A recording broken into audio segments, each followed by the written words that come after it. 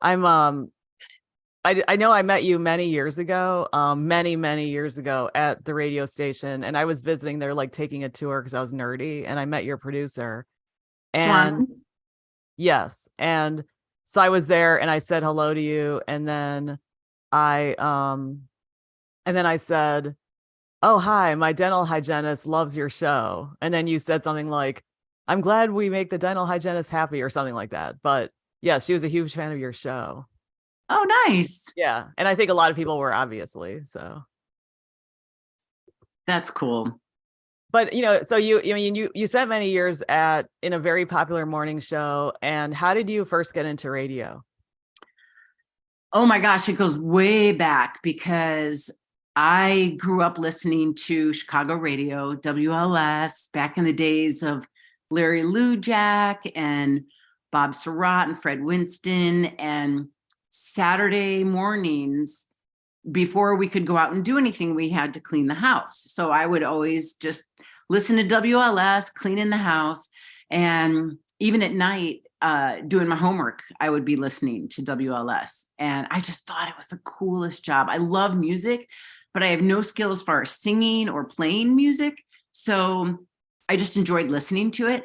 And I, I think the seed was planted then, growing up listening to WLS. And then when I had moved to Wisconsin while I was in high school, and I went to a state fair, and a radio station was broadcasting live. And all my friends are, off playing games and riding rides. And I'm just sitting there. And the funny thing, it was like an AM station doing farm reports, but I was still so mesmerized by the fact that they were broadcasting live. And then I decided to go to Columbia College, downtown Chicago, and pursue radio. And that's how it all began. And then you majored in radio at Columbia, radio broadcasting? Yeah. Yeah. And then I actually only went for 1 year because between my freshman and sophomore year, I ended up getting an internship in Rockford.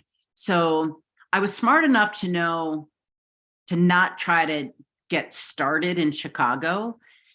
And I went to a smaller radio station because I was just that nerd that was doing everything around the radio station.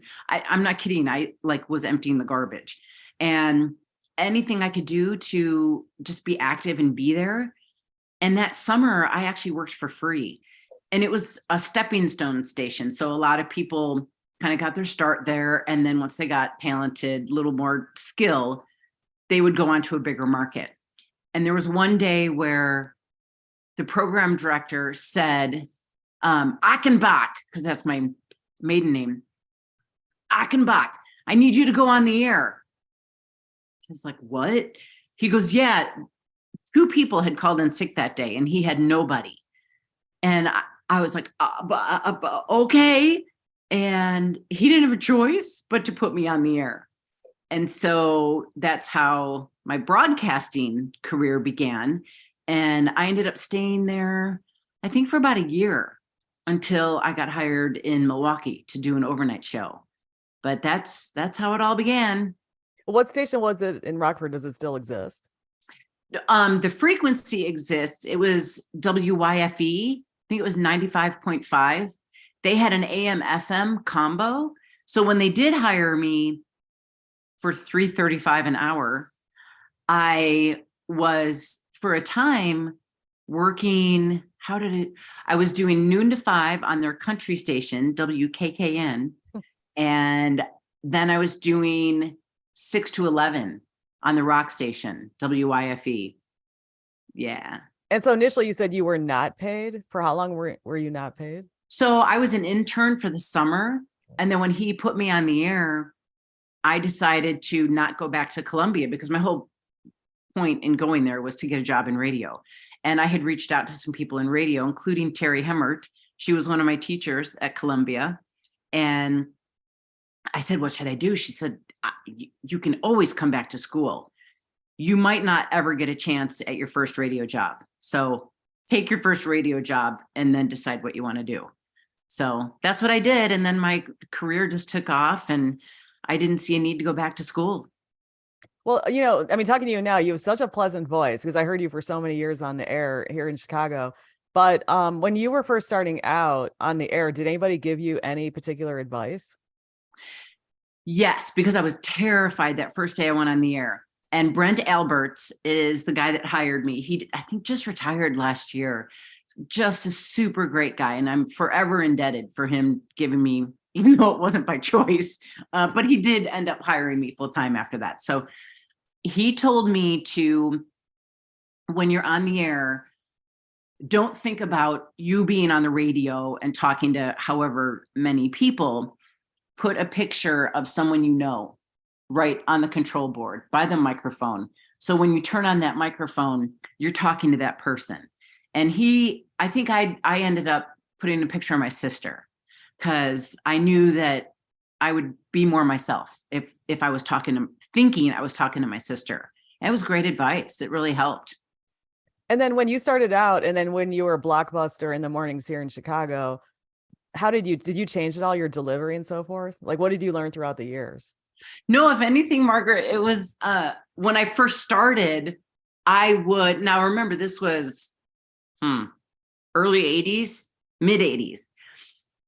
It was still, especially when I went to a top 40 station in Milwaukee, some of these guys were on the air. Hey, I'm Cam Michaels. Blah, blah, blah. We all had different names. That's when I changed my name to Kathy Hart, because Achenbach is not a very radio friendly name. And so I just remember we called them pukers. Yeah.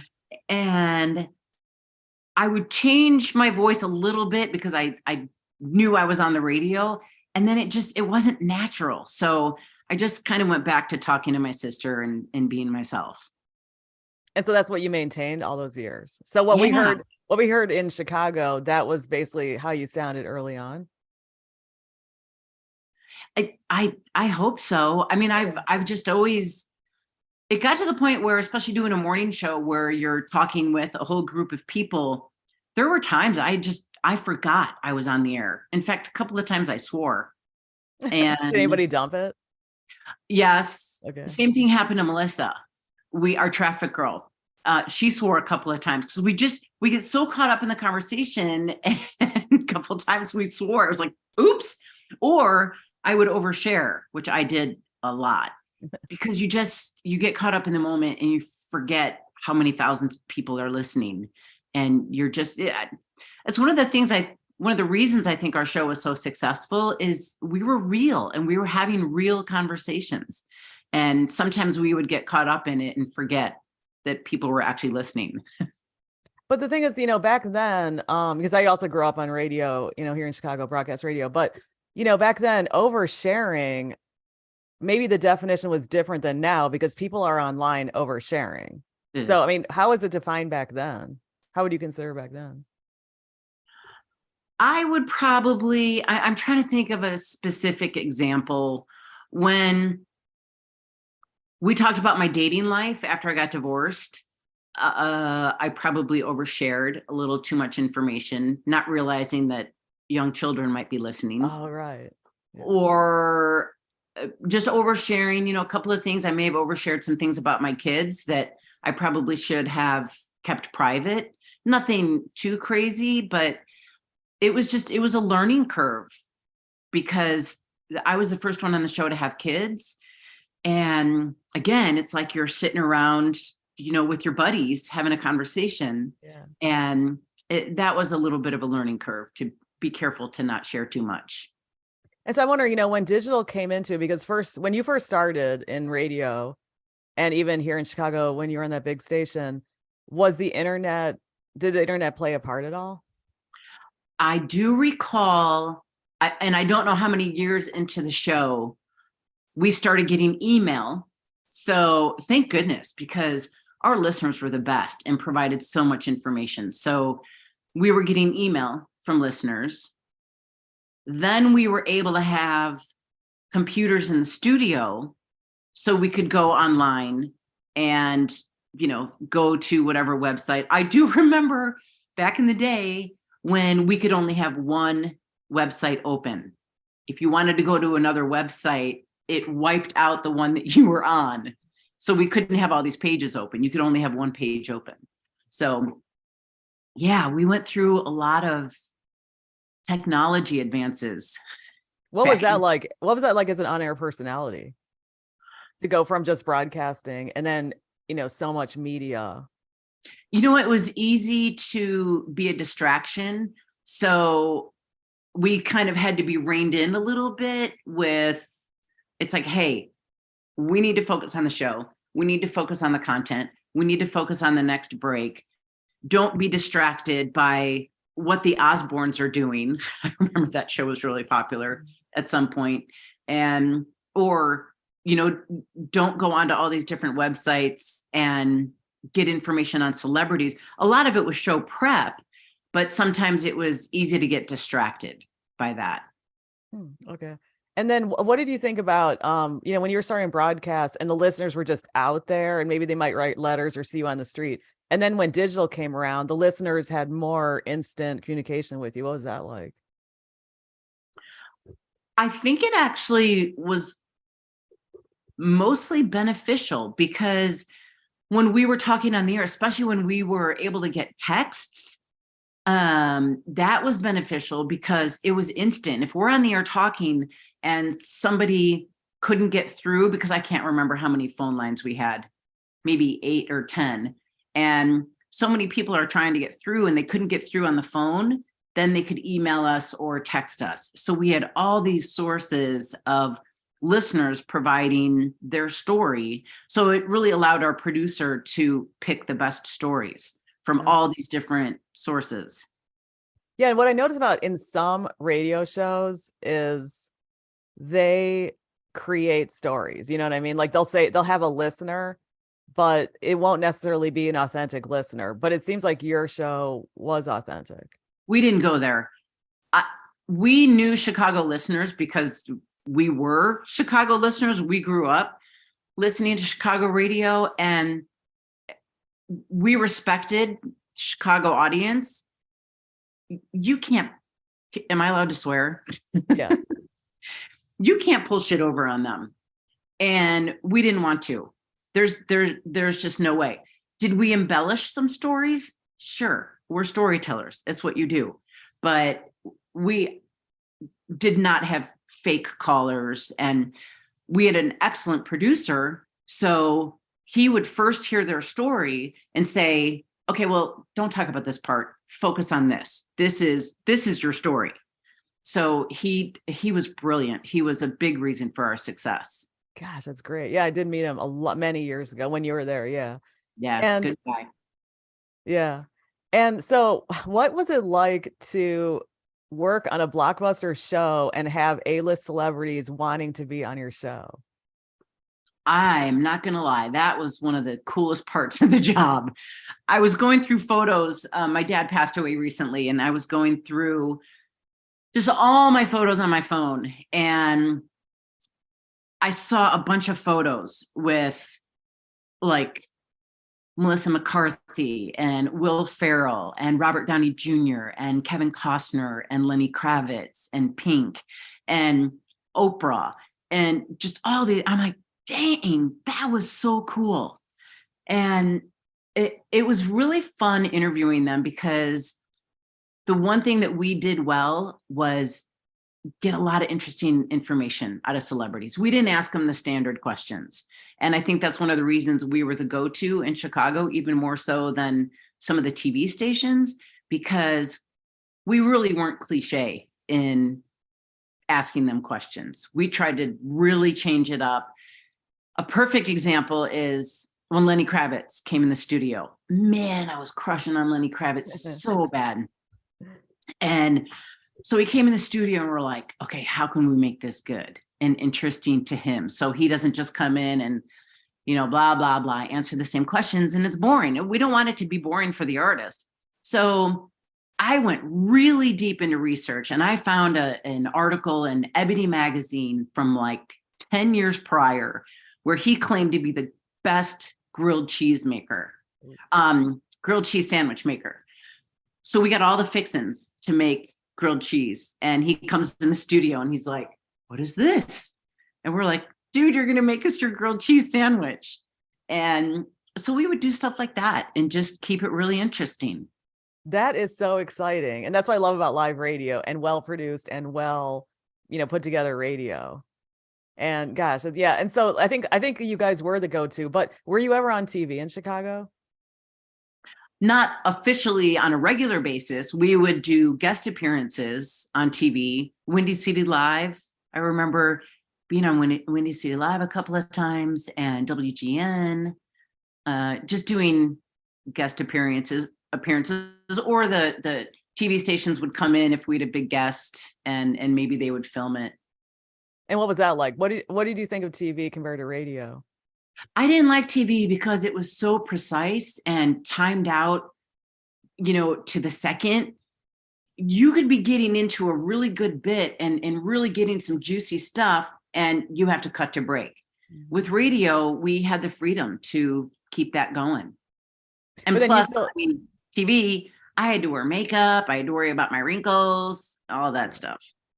Yeah, but the thing about radio is you still have to take certain breaks. So did you float those or something? If we were on a roll with somebody, and we would often take breaks and say, we'll be back, and give them a teaser, listeners a teaser to make sure they stuck around. But oftentimes we didn't want to lose the momentum with an artist. If they were telling a story, we would just keep it going and then double up the commercial breaks. Nice. That is so exciting. That's what I miss about a lot of radio, because I've heard some shows and I think there's a really good segment, and then 2 hours later, 3 hours later, they're repeating the exact same segment, which means that they recorded it and they're just replaying it. I thought, oh my gosh, you guys are losing the fun aspect of radio. Yeah. Yeah, but I agree. So when you went to Milwaukee, what was that like? How long were you in Milwaukee? So I got hired to do an overnight shift at a top 40 station, and going from Rockford to Milwaukee was a big step up. I think it was market 130 something to market 26. And however, I was doing the midnight to 6 shift, and there's a learning curve and an adjustment period of doing an overnight shift. I will never forget the night I fell asleep on the air. It was between 4 and 4:30 in the morning. I had gone out the night before my shift, and so I didn't get the usual sleep. And I was so tired. It was a Pat Benatar song. And this is back in the day when we had cartridges for songs before digital. And I remember just laying my head down on the counter. I'm like, I'm just going to rest a little bit. Typically, the sound of nothing, like dead air, would alert me awake when I didn't hear something. I was so tired that day. I fell asleep for 45 minutes. Oh my God. Did the alarm go off or anything? I mean, no.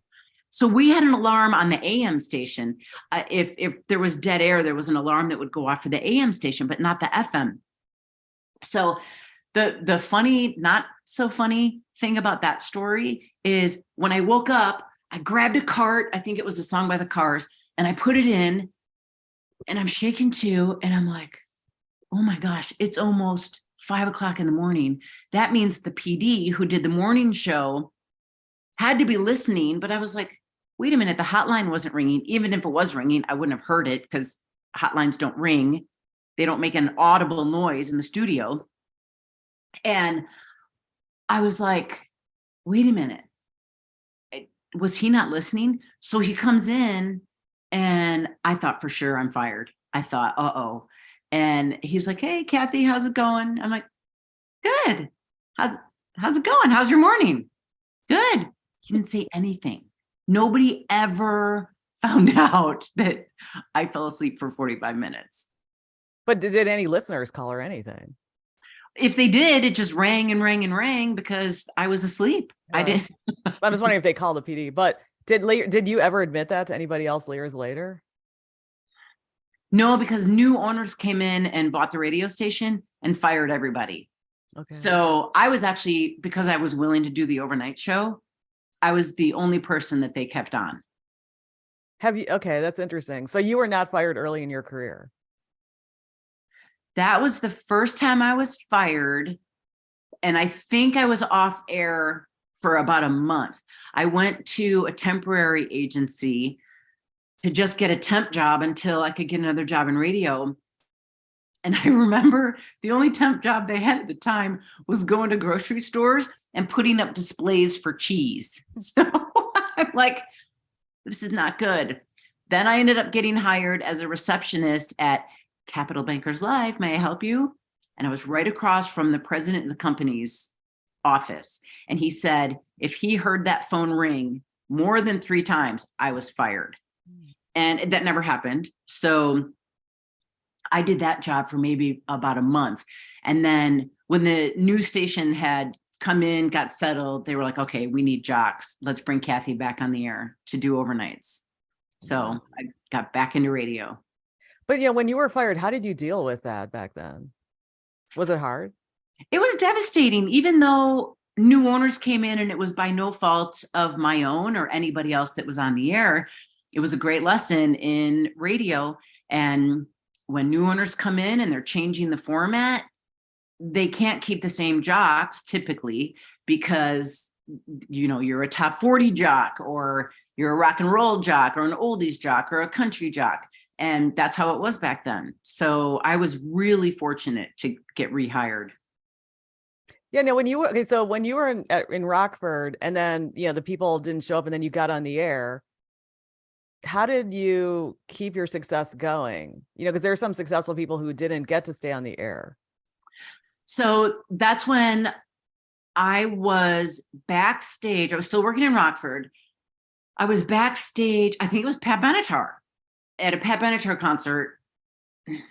No, it wasn't Pat Benatar. No, it was Billy Idol. That's right. I was backstage at a Billy Idol concert and there were people there from the Milwaukee station. So I started talking to the PD and asked him if they were hiring because I knew I couldn't stay in a market the size of Rockford my whole career.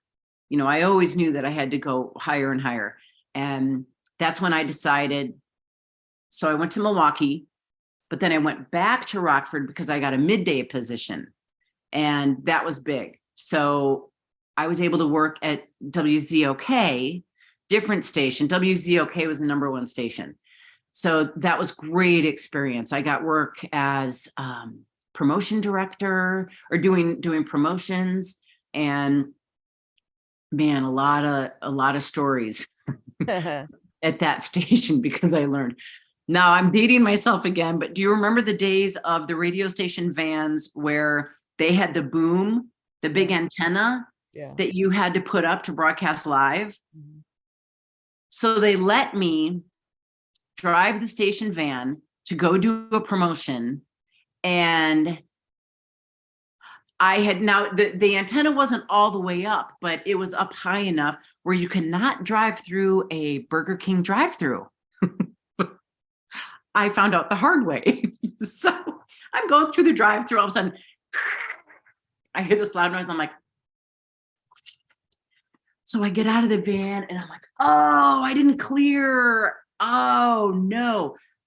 Fortunately, it did not damage the boom. Did a little bit of damage to the drive-through, but I went in and I'm like, this is my first time ever driving the radio station van. And they were a listener of WZOK. So they were like, it's okay. We won't say anything. Well, you know, when you stayed on the, oh, sorry, go ahead. No. So that was quite a learning experience. Well, when you stayed on the air in Rockford, is it that you first got that break and then the PD thought, oh, wow, you do sound good, so I'm going to keep you on the air? And then did you send your demos? Like, what was the mechanics of, and I'm going to ask you about Brian Peck after this, but. Okay. Yeah. So there's just so much competition, you know, back then. So. You know what? Honestly, Margaret, I think the reason that I even got hired as an intern, because even that is competitive. I was just willing to do everything. I had a great attitude. I knew I had to pay my dues. I did not go in anywhere feeling entitled or feeling like I was beneath taking out the garbage, or I'm like, no, I don't care. Put me to work doing anything. I just want to be involved. I was always just really happy. And I would go talk to the salespeople. I would talk to the receptionist, and the people liked being around me because I was just carefree and happy and loving life and having a lot of fun. So do you think that's a key to success? Like, what advice do you have for people who want to broadcast or be a talent or whatever? I think that the younger generation, I just feel like they're a little entitled. Except for Hannah Brummer, who I interviewed. She's on the air here in the suburbs. She's fantastic. Brian Peck told me to interview her. So good. She's fantastic. She's not typical like that at all. Good. And that's why she's going to get on the air. She's on the air. She's on the air. She's loving it. She's with Eddie. You remember Eddie and Jobo? She's got a morning show with him, with Eddie. Very cool.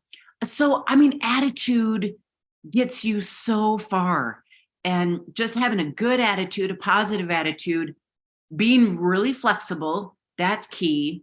And just not putting yourself up on this pedestal where you feel like you're above doing this or that, or you feel entitled to this or that.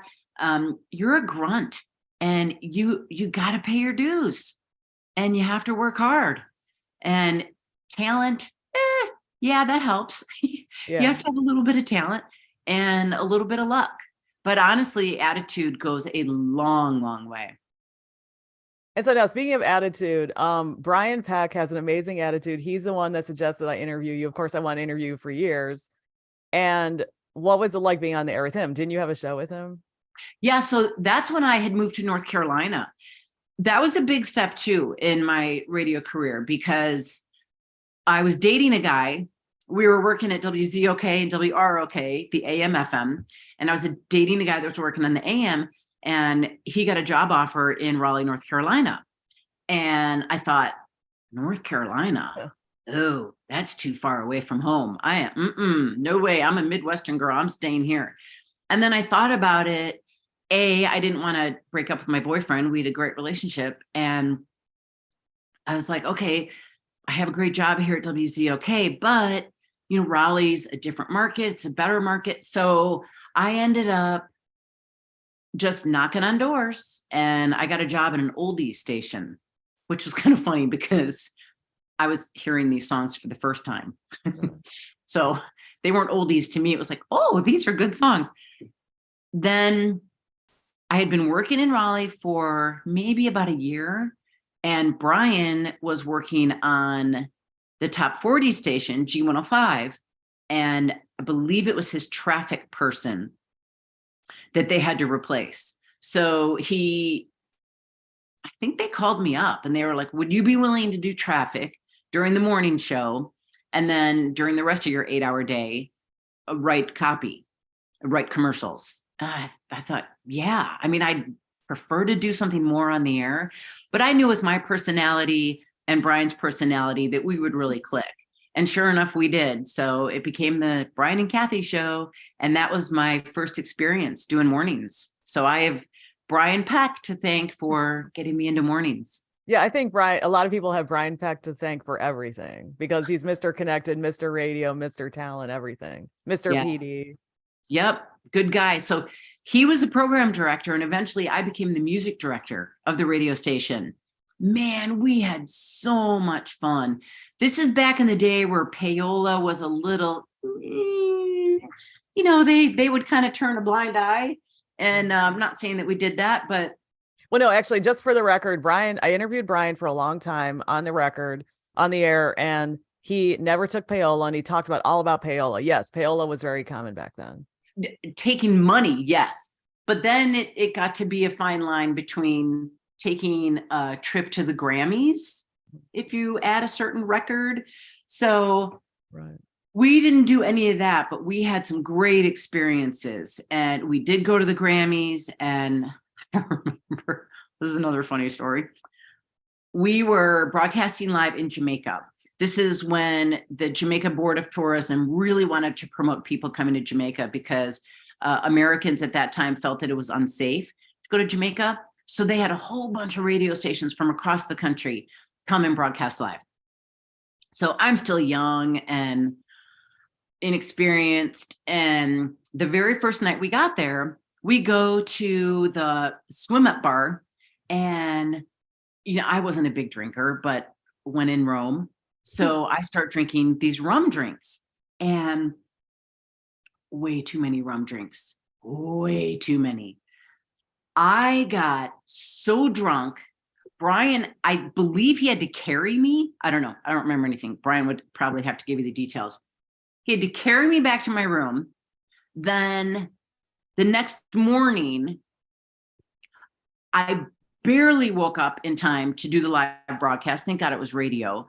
And I remember a picture of me with the microphone, and I'm sitting on the chair, and I'm just like, Well, the woman in charge of this trip was being interviewed by us this morning, and she comes in. This is off the air. She comes in and she was like, yeah, Kathy, we are sorry to say that this was a week trip. We're broadcasting live for 5 days, but there for 7 days. This is our first day on the air. She's like, yeah, based on last night and what happened at the bar, we're going to have to ban you from any alcohol on this trip. Whoa. And ban you from the bars. Oh my gosh. Were you acting really obnoxious? Do you remember what you did? I look at Brian, because Brian's like my boss, technically. And I'm like, what did I do? I was horrified. My face gets all red. And she's like, no, I'm just kidding, man. We loved you. Please come back tonight. That's fantastic. I was like, oh my gosh. And then Brian actually ended up getting food poisoning. And he ended up staying, he would do the show must go on, and then he would just go back to his room. So here I am in Jamaica by myself. I ended up making some friends with other radio people and doing some fun stuff, but man, what a trip that was, and great memories. That sounds fun.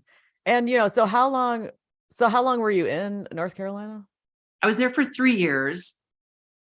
And then how did you get on the air? I mean, sorry, you got that job there just because you applied or whatever. And then, you got that job in North Carolina. Yeah, I got the job at the oldies station just by knocking on doors. Okay. I was like, this is my experience. Are you hiring? Yeah. And that's how I got the oldies station. And then Brian had reached out to me asking if I wanted to leave the oldies station and come to Top 40. Nice. Did he hear your demo or something? No, I mean, he just listened to me on the air. Oh, on the air. I'm sorry. On the air. Yeah. When I was doing the midday show. Yeah. Nice. Yeah. And then, so then did you come to Chicago? No, then I went to Phoenix. So I think it was Nationwide, the company. No, that was Ohio. I can't remember. Somebody in Phoenix asked if I would come to KZZP, had changed format to KVRY, and they were looking for morning shows.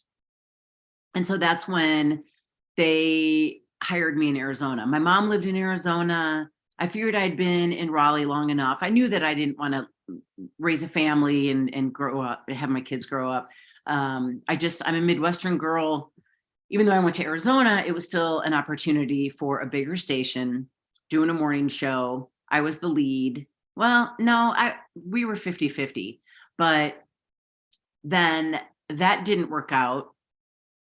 And I'm pretty sure he's not watching this, nor will he hear about it. But my morning show partner was just a drip. No personality. Are you sure he won't? Because it's going online. Well, sorry. But I mean, allegedly. It's, in my opinion, if you're going to be on a morning show, you've got to share stories. You've got to share your life. And he wasn't really doing that. So it didn't. He was guarded. It didn't work. And yeah. And I'm an open book. And when I have a partner, we need to be able to talk about our lives. It can't be just one-sided. So I ended up going to a rock station, KDKB, doing an afternoon show with Paul. Oh, he was great. He was a great partner. So we were doing like a morning show in the afternoon. And back then, this really wasn't being done.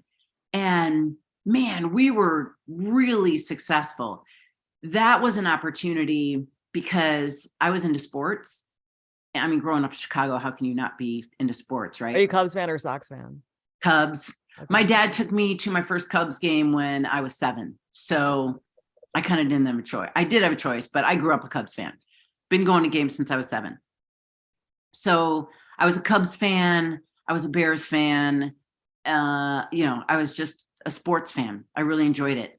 Then I remember wanting to do sports from a female perspective. Now, for me, what does that mean to do sports from a female perspective? Exactly. Yeah. It's totally different nowadays because I don't know if this is a cliche old saying, but I give mad props to female sports anchors, and it has changed drastically from when I was in it. Now, again, I had no intention of being a sideline reporter. I wanted to report sports from a female's perspective of not giving statistics. I wanted more of the personal story behind the athletes. Yeah. And I also would talk about whose ass looked best in baseball pants, and basketball uniforms suck because you can't really see their ass, and football uniforms are even the best. Okay, but you know what? That's legit because guys do it all the time. Yeah. They have been commenting. It's not just athletes, it's everybody. Yeah. Okay. So it's interesting that you did that back then. You flipped it. Yeah. And it wasn't on purpose. It was just because I like nice asses. Yeah. And women don't usually talk about this stuff publicly. You know, we have our friends who we speak to and, who we share our thoughts with. So. And I was never afraid to just do that on the air. Again, it was a different time and it was fun. I did it all in fun. The athletes actually liked it because they were like, hey, I remember Mark Grace. It was when the Cubs came to Arizona for spring training and I was interviewing Mark Grace and he's like, hey, where do I rate? And you're because I had like a butt book. He's like, where do I rate? I'm like, oh, you're number 1. Don't you worry. You're number 1. That's funny. And so they didn't feel bad about being objectified. They did not at all. At all. They loved it. And then I got credentials to go in the locker room of the Phoenix Suns games. This is back in the Charles Barkley days. And do you remember Lisa Olson? I think she was with the New England Patriots, where she was a sports reporter and she was. Oh, was she in the shower? Yeah. She was the only female. She was the only female reporter. And, she demanded to be allowed into the locker room. It shouldn't be gender. And honestly, I disagreed with that because I had some experience in the locker room and there were a couple of guys, Kevin Johnson was one, that he was very, I don't know if religious is the right word, but he did not want to be in a locker room. This is his job. Mm-hmm. He did not want a female in the locker room where he's dressing. I mean, that's a personal, private thing. And so I respected that. I would wait until Kevin Johnson was dressed and then I would go in and get my interviews. Charles Barkley was a whole different ballgame. So a couple of stories. I let him know right off the bat that I felt like I kind of didn't belong in the locker room. I was uncomfortable being a female in the locker room. And I was there just to get the personal perspective of and also, sorry, before you proceed, are you allowed to talk about this? Yeah. Okay. I talked about it on the air. Oh, good. Okay. Yeah. And so Charles Barkley tested me to see if I was going to be one of those feminist, oh, I demand this, I demand that. And I let him know, I said, look, I respect you. I respect your job. This is your place of work. I am just a goofy sports reporter for a rock station asking you like personal questions, what you did on your weekend. Because at that point, Barkley was brand new to town. And there's that human interest aspect of athletes. So I would let all the other sports reporters ask their serious sports questions, statistics, how did you think you played, blah, all that stuff. And then I would wait and I would ask the interesting questions. And so, not that those weren't interesting. Well, they weren't. To me, they were boring. It was statistics and that. So I waited till all the reporters were done asking their questions. Barkley had been there for about 3 weeks in Arizona. And I said, so how's it going in Arizona so far? How do you like it? And he looks at me and he goes, yeah, personally, I think there's not enough orgies. And without skipping a beat, I'm like, well, that sounds like a personal problem. And so he just kind of grinned like, okay, you can hang, you can handle the stuff, not take it too seriously, not be offended. And honestly, that really helped because we kind of had we just had a good, respectful relationship.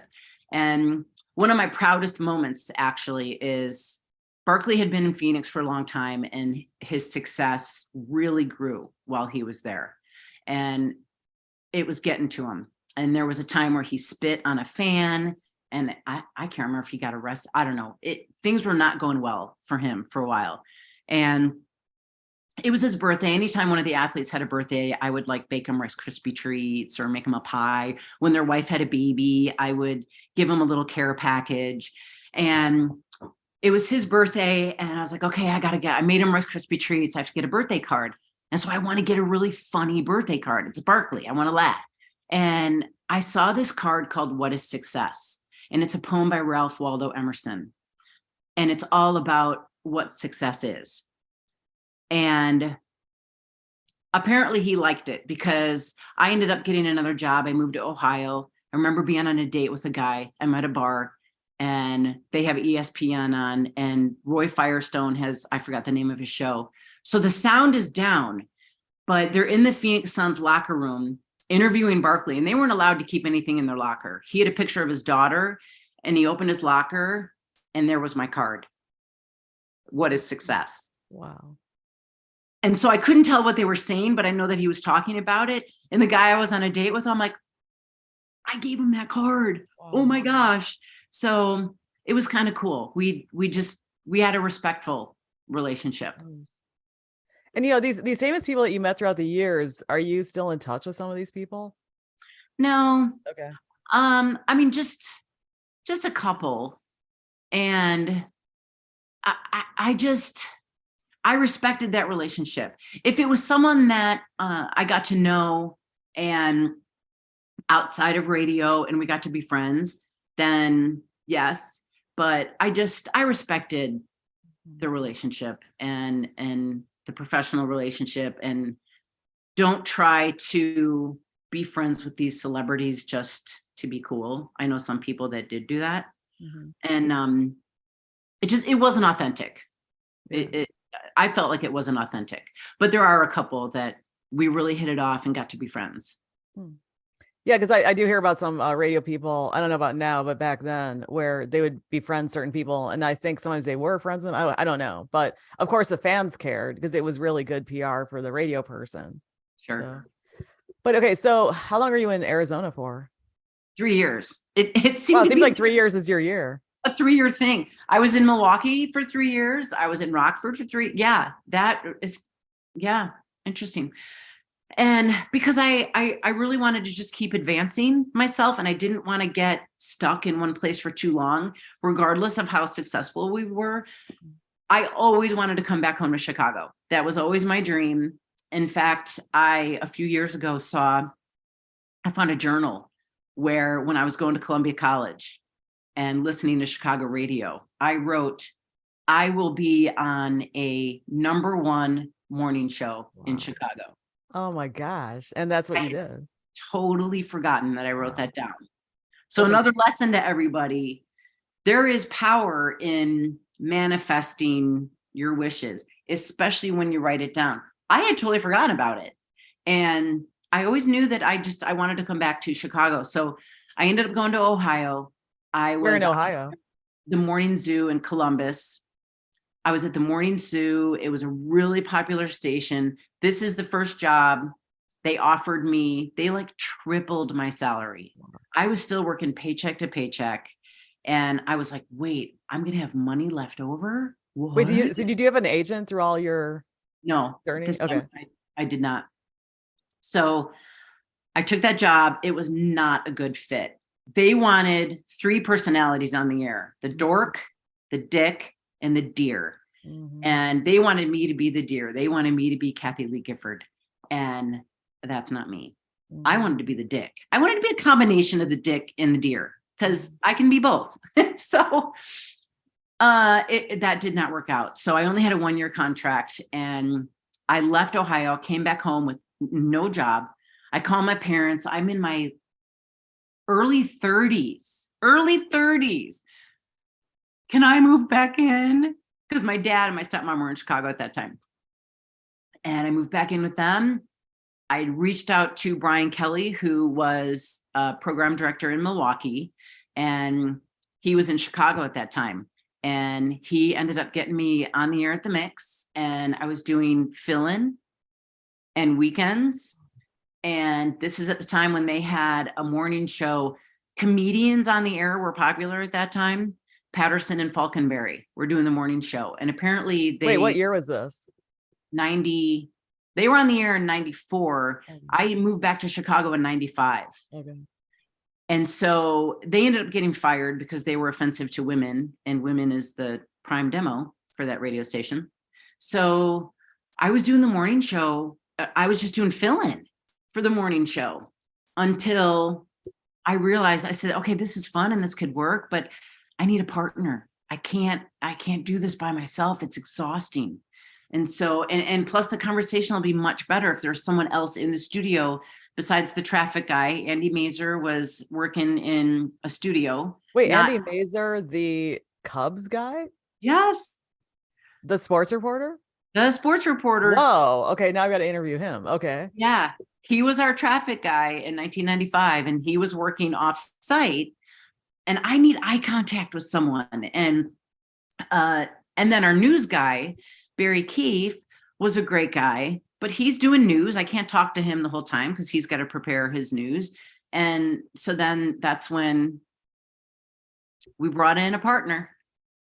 And what was it like to, I mean, you obviously paid your dues. Okay. I have a lot of respect for people who pay their dues. And I know that people who are older in media, they did pay their dues. Okay. But what was it like to pay your dues and then land at an incredible point? Like the number one, probably one of the top in America, right? It became that way. Yeah. Yeah. The success of our morning show, it blew my mind. Like it just, to this day, it still does. You know, our success. And now we worked for it, and I will give my partner credit. He was brilliant and knew the business, and was a big reason for our success. But we as a team is really what it took. There were so many different personalities that brought different perspective, and it was just a well-rounded show. We were authentic. Yeah. And fun and interesting. And we were just, we were real. And well, that's Chicago likes real. I mean, I'm from here. Chicago likes real. It's been like that. I think about, Steve and Gary. They were so extremely funny, and they kept it real, and they would have conversations where things were just revealed. And that's what Chicago likes. Yes. Yeah. And you bring somebody in from out of town, and good luck. Well, they have to explore the city. I mean, or they explore the area. They have to get to know it. And they, they shouldn't be saying things like, oh, wait, why is this? Wait, what do they call that? No, dude, you got to learn it. Okay, learn it and own it. Do you like Southside pizza? Do you like deep dish? What's your opinion on the Cubs and stuff? I mean, you really have to take it in. Yes, so. You have to learn. You have to be humble about it. Right. Even though you take it in, you might be learning, about Chicago hot dogs and pizza and Cub socks. You have to be humble with it. That's true. So what was it like to come back? So how many years were you away from Chicago? Oh gosh. Well, I mean, I went to Columbia College, and then I was in Rockford. So I really wasn't in Chicago. Right. And so that was about 13 years. Wow. So that before when you left Chicago to pursue your career and when you came back, what are some things that you learned, that you felt like you changed or your insights or whatever after living in other places? I think just I was a little more well-rounded in being a broadcaster, but I stayed true to being authentic and not being afraid to look stupid, sound stupid, make mistakes. God, they teased me all the time. One of the most embarrassing things, talk about Chicago, was oh my gosh, now I just do a total blank on it. Saint, I just remembered. I can't believe I'm admitting this, but this is who I was. I was doing the feature called Entertainment Chicago, and there was something at St. Ignatius Church. And The church or the school? Pronounced it The church or the school? I said Ignatius. Oh, Ignatius. Okay. Well, it could be pronounced that way in certain dialects, I guess. Yeah, no. I got obliterated for that. And here's what you have to do. Like, I couldn't get all defensive and, well, it could have. I'm like, no, you own it. That was a stupid ass thing. You are an idiot. How can you, like, especially because I'm Catholic, like, anyway. Oh, like Brian. Do you listen to Brian's podcast? Yeah. Not every day, but I do. And yeah, so you just had to roll with it. You had to laugh. Another most embarrassing. Well, what would be good is if they captured that and then they replay it later, Did they do that? That's what my partner was really good at. Okay. So there was one time Paul Rudd and Jason Segel were in the studio. I can't remember the movie they were promoting. They did so many movies together. But it was I just forgot which one it was. But it was the one with Lou Ferrigno in it. And they were telling the story on the air in the studio about how excited they were the day that Lou Ferrigno was on set, because they grew up, watching him in, oh my God, where's my brain today? What was Lou Ferrigno, the character that he played? Oh, no, you mean the Hulk? The Hulk. Jeez. My son watches The Flash, and I had The Flash in my mind. So they were so excited about the Hulk coming in on set that day, and they were going to be recording the scene with the Hulk. And I just barely remember the Hulk as a child. I just remember the Hulk being like the and like this big, strong guy that talked funny. And so they tell their story about how excited they were about the Hulk. And I was like, yeah, I'm like, and does he really talk like that? Paul Rudd and Jason Segel look at each other. They look at Eric, and I'm like, what? They're like, yeah, he's deaf. That's why he talks like that. I'm like, right. Okay. I didn't know he was deaf. Yeah. I was like, no. I was so embarrassed. And then they started laughing about it because it was totally innocent. I did not mean it to be mean at all in any way. Yeah. I was horrified. Okay. They played that clip forever. Okay. That's how I embarrassed Paul Rudd and Jason Segel. But how did the listeners respond to that when they played drops of you or whatever? They laughed. They thought it was hilarious. And that's when you just have to own it and have fun and just have fun with it. What else can you do? Yeah. Well, okay. Now, you were saying nowadays, I think it's more common to have women on the air, but back then, because I remember those zoo shows. Well, first of all, we only have a few minutes left. Okay. You said you're only available for an hour. So instead of me asking you another question, I'd like to know about your website. Oh, okay. And you're in Montana. So if you want me to finish about women in radio, I did start at a time when. Well, I've got plenty of time, but I know that you're limited in time. So. I've got about 20 minutes. Okay.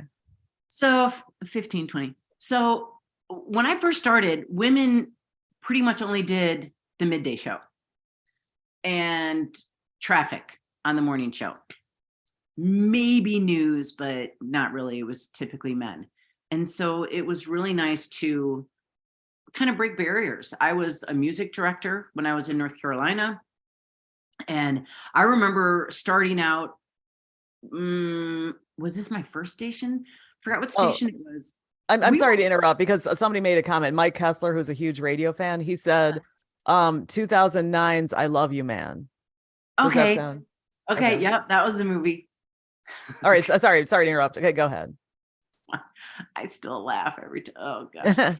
So I actually started working in radio when they didn't even play two female artists back to back. Oh, we can't have two women. Wow. Okay. Yeah. Yeah. So, and this is back when we could still program a little bit. Like there was a there was a system with 3x5 cards on what songs we played. So it was nice to just, But that was not based on research that you couldn't play two females in a row. because they just, females were still such a minority then, even female singers. And the mindset of programmers back then was, we don't want two females back to back. Can you believe that? No, because look at Motown. There's so many female singers that influenced rock and roll, that influenced history. I'm sorry, that influenced music that's playing today. Yeah. Yeah. I mean, I think about Pat Benatar. I just saw her on the Hall of Fame Awards Rock and Roll Music Hall of Fame. And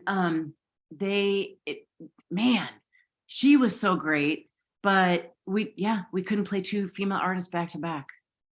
Yeah, and all those females that came out, I'm talking about back in the day, like back early music, radio, music history. There were a lot of female singers across all genres. So I don't know what that's based on, but yeah, pretty crazy. I don't know. So anyway, any other radio questions? Yeah, well, no. Okay. So my question is, when you did those shows and, what I was going to say is there's Morning Zoo and so forth, and there weren't a lot of females on air, but when do you think that changed, that it was more common to have women on the air or acceptable? Yeah. I don't know, honestly. I mean, when I came to Chicago, it was the mid 90s. So I would say probably the 90s at some point. To be honest, I think that there's still a lot of room for growth. Because there are a lot of women on TV. I see a lot of women on TV. So a lot of young, good-looking women. Oh, I see what you're saying. Because even digital, that's interesting, because there are some outlets that have digital. I'm not going to name anything, but there's some heritage media outlets that have digital now. And I watch their streams or whatever, and I'm like, oh my gosh, is anybody over 25? I mean, what do you think about that? Yeah, we are groomed as a society to like things that are visually pleasing. I'm not going to lie. Zoom has this little filter that can take out my wrinkles. So I don't look this good. I've got a lot of wrinkles, but thank goodness for this filter.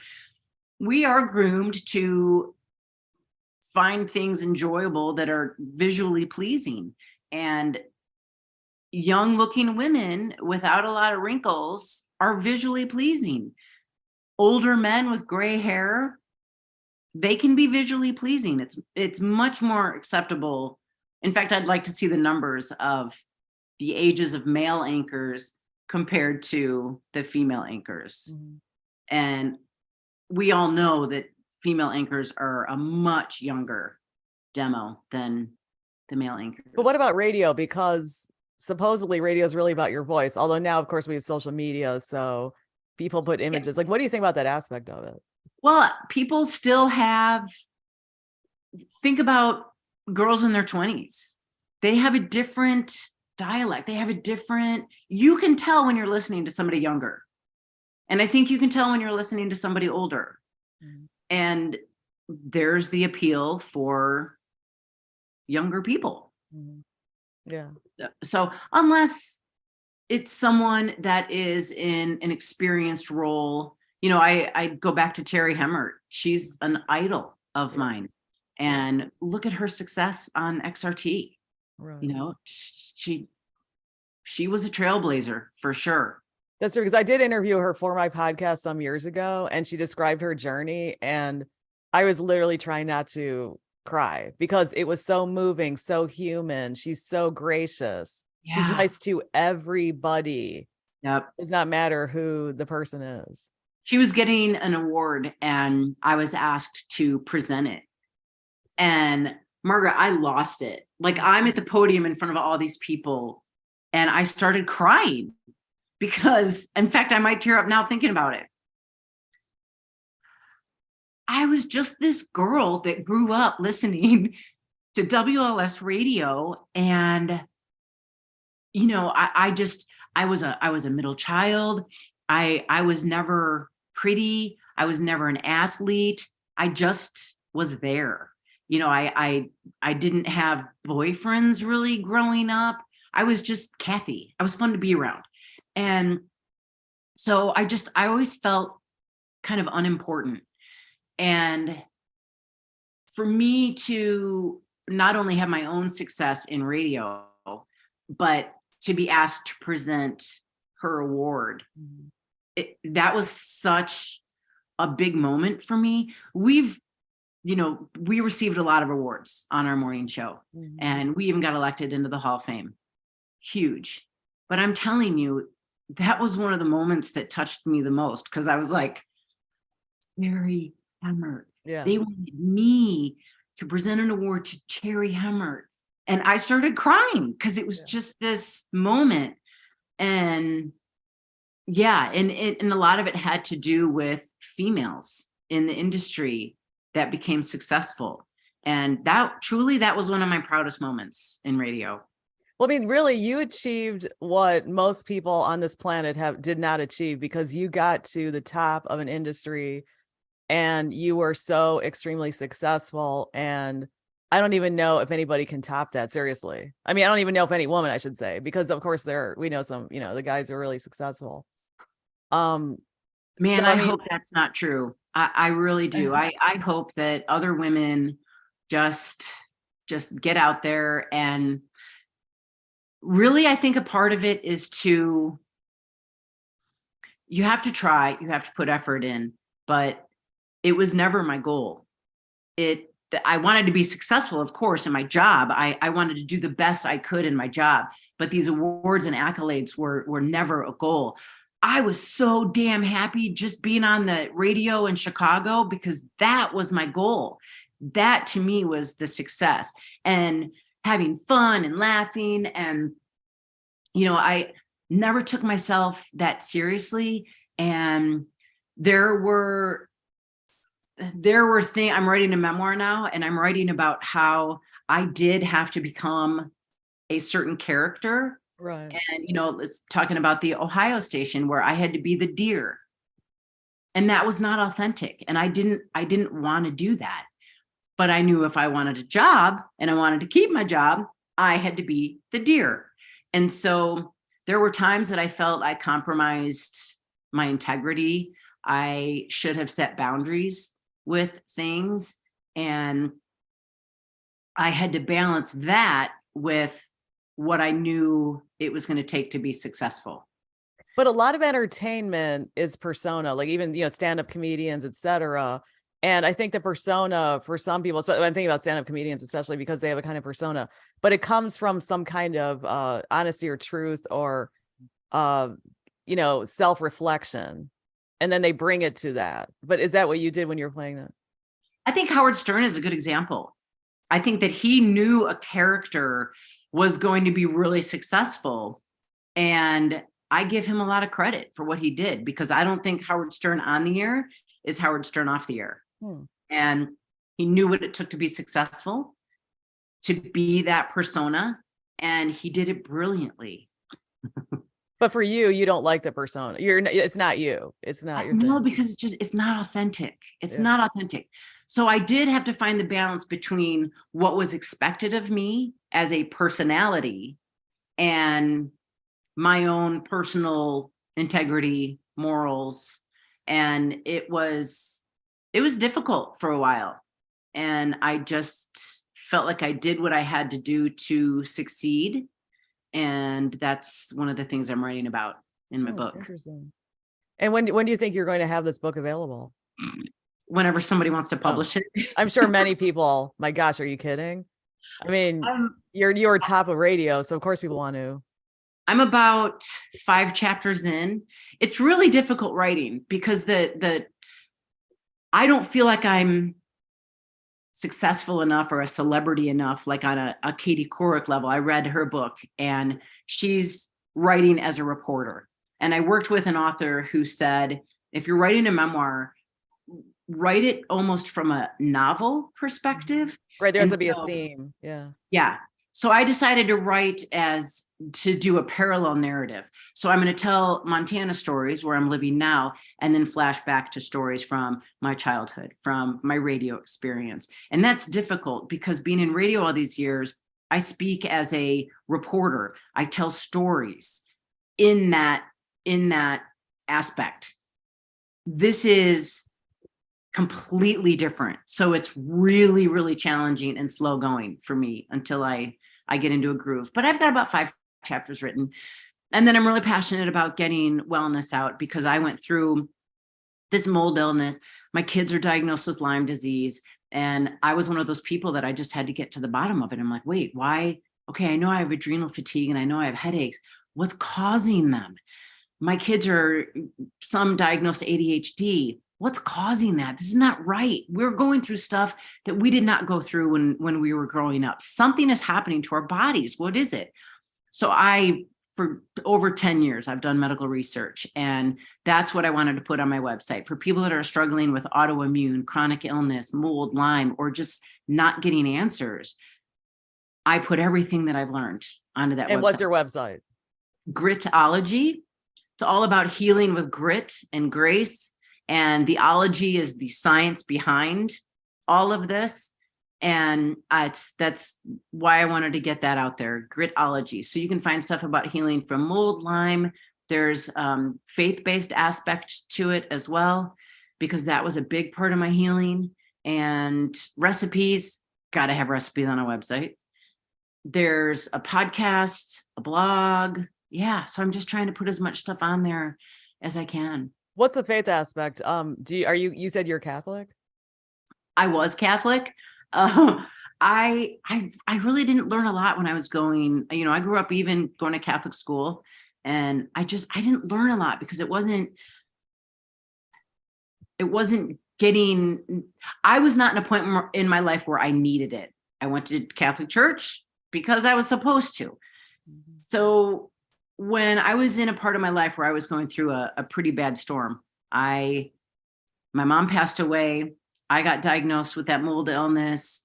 I had to treat it as if I had to move out of my house, treat it as if I had a fire because everything was contaminated and I couldn't bring it into a new house. My kids got diagnosed with Lyme disease.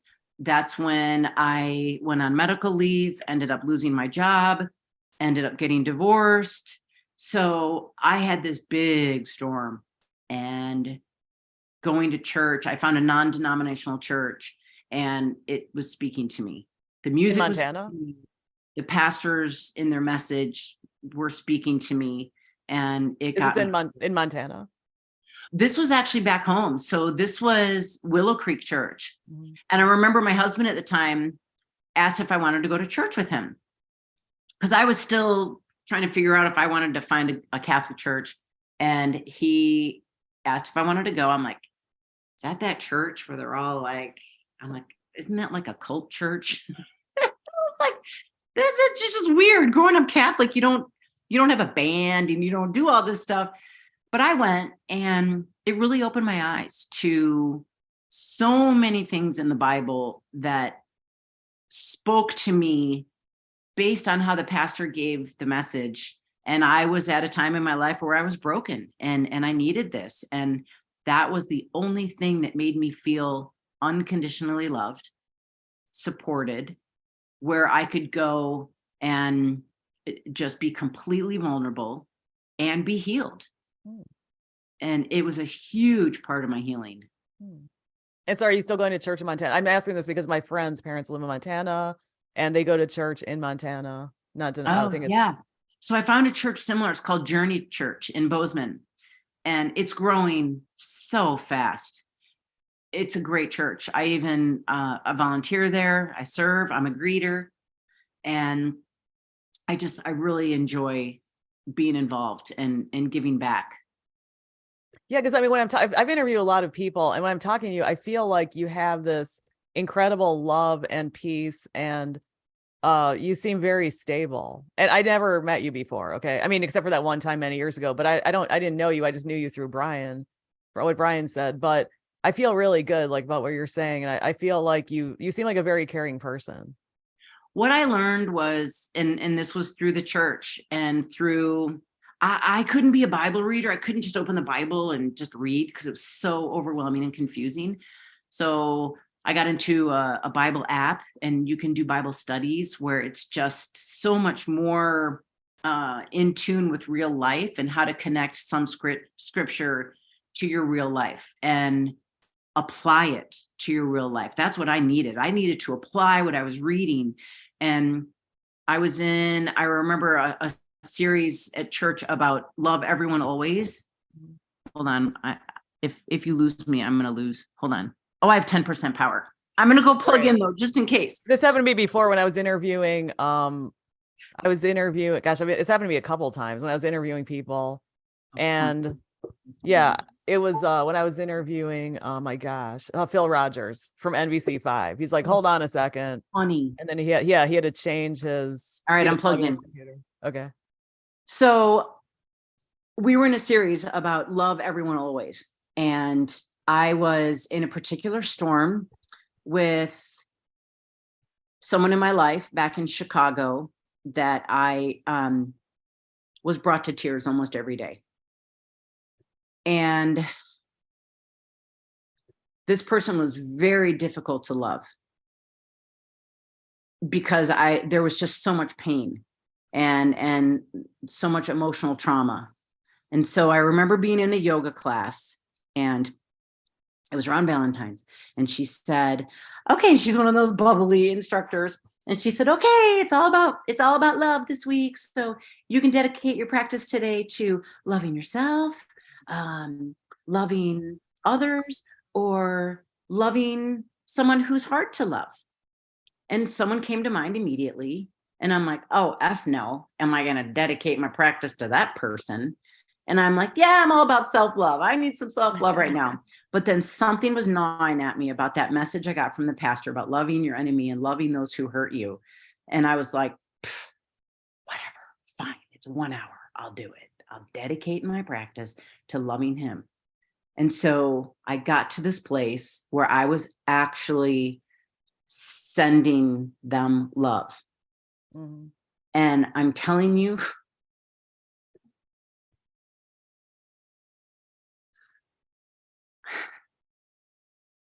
that day changed my life. Mm-hmm. It changed my life when I stopped being a victim and I understood how hurt people hurt. Mm-hmm. And I did not want to be bitter and angry and hurt. And I could go on and on about all the signs that God gave me after that day. But on the drive home, I got a very clear sign from God. And I cried the whole way home. It was an uncontrollable, as you can see, it still gets me emotional. It was the biggest release I've ever felt in my life. And I know a lot of people have trouble giving other people love that have hurt them. And there's clear boundaries there when you're thinking about someone that has hurt you. But when I could actually take the victim hat off and pray for that person and pray love into that person's heart, it took bitterness away, it took anger away, and it freed me. It freed me. And that's why I am the way I am now, that I'm just so carefree and I'm loving, and I give grace and empathy to everybody because we're all hurting on some level. And who am I going to be? Am I going to be a person that's going to make them hurt worse and, be angry and bitter and defensive and just a jerk? Or am I going to give people grace when they need it most? Yeah, you do seem free, but that's what the gospel's about, is that, forgiving your enemies. And there've been people there. I'm sure you've read these stories throughout the world where people were persecuted and they forgave their captors, or, Corey Ten Boom. I don't know if you ever read her story. She, oh, you should read her. Corey Ten Boom ended up in a concentration camp. She wasn't Jewish, but Okay. and yeah, and then she met the Nazi guard, or one of the people who was over her, and because she was speaking somewhere, and he said, oh, that was really nice, and she's like, oh my gosh, this is the guy. And then she decided, I'm just going to forgive him, and she was free, There's and something there's to stories that. like that, yeah. There's something about forgiveness that I mean, when you think about it, if you don't forgive, it's a burden on you. There's a clear definition in forgiving. Forgiving is not releasing them at all. It's releasing you. You can take this backpack off of burden that you're carrying around, being hurt and not forgiving this person and holding this grudge and being angry. When you release that, when you forgive them, and it doesn't necessarily even mean forget, because a lot of times you cannot forget the pain. But when you forgive, you're releasing yourself. And that is just, and that's why I cried so much that day. It was an overwhelming release of burden after years. That's great. And it was wonderful. Yeah, that's what you've seen that. That's what I'm saying. Like I said, I don't like it, other than meeting you for 2 seconds many years ago, I can feel that you are free, and you are you're probably on an incredible path in luxury in Montana, but it's just, you just seem like you are very open, and even through the screen I can feel a connection. It's really great. I think it's very inspiring. I'm at peace. That's And great. when you can release that stuff, and again, take the victim hat off and recognize the experience you went through, heal from the experience, but don't let it keep you down, and don't let it identify you. That's when you grow. And I've grown so much after that day, and just being able to be comfortable with who I am and being at peace. And the only thing that did that was church, and being a believer, and really diving into Bible studies and things that helped me remember that we are here on this earth to just love one another. Well, it's like, you know about Joyce Meyer, right? Who? Joyce Meyer. Oh yeah, I love Okay, her. that's similar to what she says, because she experienced a lot of abuse. And I I know her. people who they're not even Christian or anything, and they watch her because her story is real, and she suffered so much, and she's forgiven, and she's free. So. Yeah. Yeah. And I think a lot of people in the world need that. And I think that what happened on Monday Night Football, recently with Jamar, that player, and everybody, we as broadcasters are taught, don't talk about religion. And look at what happened. Yeah. Everybody came together to pray, and it was beautiful. And I think that people need to know that it's okay to pray. It's okay to be vocal about it. We can't worry about offending others. If we're doing something out of genuineness in our heart, genuineness, is that a word? If we're not intentionally offending someone, but we're just speaking our own truth and what is important to us, we can't be so offended. We just have to look at that person and respect the experience that they went through, appreciate it, and if you don't like it, then just walk away from it. Well, it's sort of like after 9/11, remember that, when a lot of Yes. people started praying and going to church, and it was just, there was a lot of changes, and people came together. I'm not saying we stayed that way, but We need to go back. And I think that was just a small sample of what we need to be doing as a nation, I believe. okay. We Well, just I know. be kind and pray for one another and with one another. Yeah. Well, you're in like Montana, which is way more peaceful than where I am. I'm in downtown Chicago, but no, downtown Chicago is fantastic. But of course, our city has issues. So, It's but a great city, and it's just tragic what's happening. And I do pray that things can turn around, and that people, again, I think it starts with just being kind. When I was there in the summer, I was downtown, and I was at a coffee shop, and I could just feel the tension in everybody. I could just feel it. I was like, whoa, I don't miss this. Very rarely did you get somebody to smile or be kind, let you cut in line, or uh there's not a lot of kindness because so many people are scared and hurt and on like feeling like they have to be on guard and defensive. And it's sad because Chicago, my heart is in Chicago, and it's just, it's such a great city. And I hope it comes back to its greatness. Yeah. Well, I mean, I live here, so I think it's really nice, but yeah, it depends. I mean, especially coming from Montana, because I know people who go out there or go to North Carolina or whatever, and of course they think Chicago's messed up, but if you're into cities like I am, it's actually, there are a lot of positive things happening. So There are, and that's what I think people need to focus on. And that's again where I say, just be kind to one another. You really can make a difference. You know, are you going to leave somebody, if you have a chance to smile at a stranger, then they might smile at a stranger, or you might take them out of a bad mood, like where they were just on edge and thinking about all this and that and traffic and people are assholes and, you know, why don't you let me in? And I don't miss Chicago traffic one bit. And if you just like smile at someone and let them in, or smile, I don't know, it just, I think it goes a long way. yeah. Okay, well, I know I know you have to go and enjoy your nature and or whatever you're doing out there. So everybody talks about the nature. I actually have an appointment in 5 minutes, but okay, well, have fun with your appointment. Well, really nice. Thank you so much for this.